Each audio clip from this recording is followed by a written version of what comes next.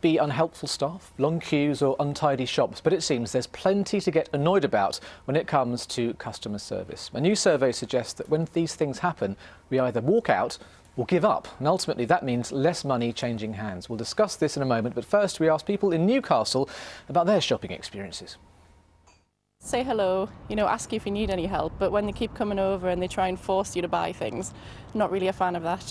When you're looking for something and there's nobody around to ask, I'm finding that more and more when you go into shops. People who ignore you when you're looking around a shop or walking into an office or something like that. Standing at a checkout and no one serving, basically wanting to buy something but not being served. If there's too many queues and there's not enough for cashiers to cover maybe the checkouts that are there, that's what puts us off. And I won't wait then, I'll just go somewhere else.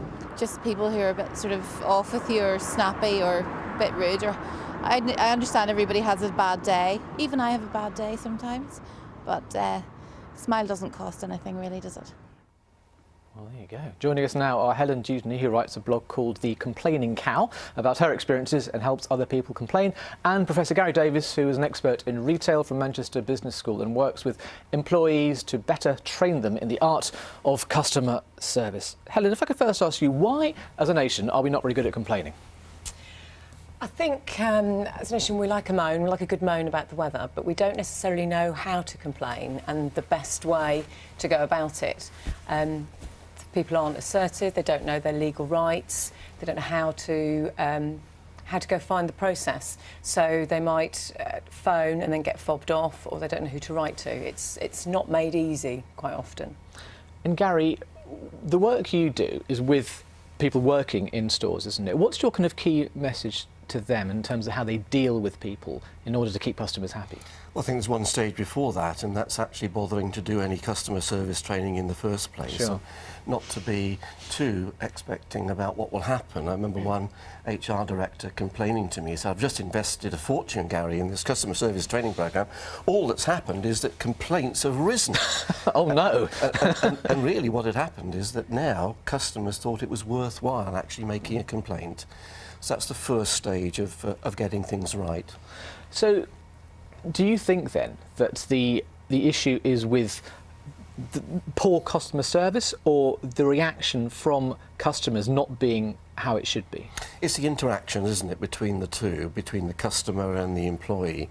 I know Helen's quite keen on the way things happen in America, but occasionally if I'm over in America, I can remember one occasion when a sales assistant shouted at me across an otherwise deserted sales floor, "How are we today?" And I thought, well, who's he talking to? Please don't. Very different, isn't it, in the States? Please don't talk to me like that. Yeah. You know, I'm British, but it's not the way we do it. We have difficulty approaching strangers. It used to be a basic qualification in retailing, can approach the customer. A higher level qualification would be can engage the customer. So it is tricky in our culture to get that repartee going. Can I help you? I'm only browsing.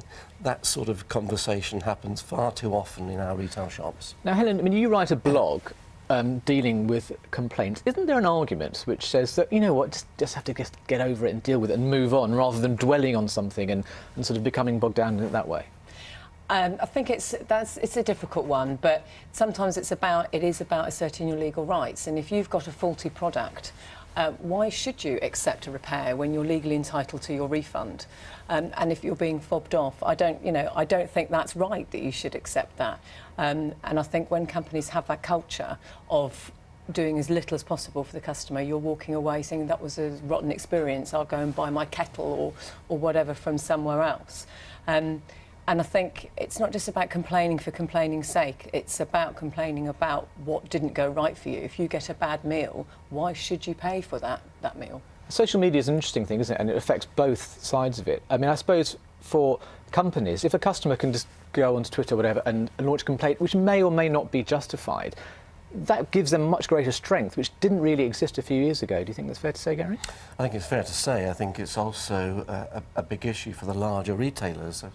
speaking to some of the Walmart people in America, very, very big retailer, and they were saying the things that we were being praised for 20 years ago, reducing prices, we're now being criticised and attacked for because we're being ruthless with our suppliers and we're buying from abroad when we should be buying in America. So it's a difficult balancing act when you're a big retailer to get it right. They need to be trusted by the public and they need to trust as well. And Helen, do you think that's the same for customers in a way? Because people have this power now, don't they? This reach, which didn't used to exist. I think that's true, but it's very difficult to do a complaint in 140 characters on Twitter. I don't think that's just me. It certainly is me. But people do it though, don't they? But they do it, but I think it tends to be quite a lot of more a question, why is my train late, rather than a complaint about I now want my money back because it was more than 15 minutes late.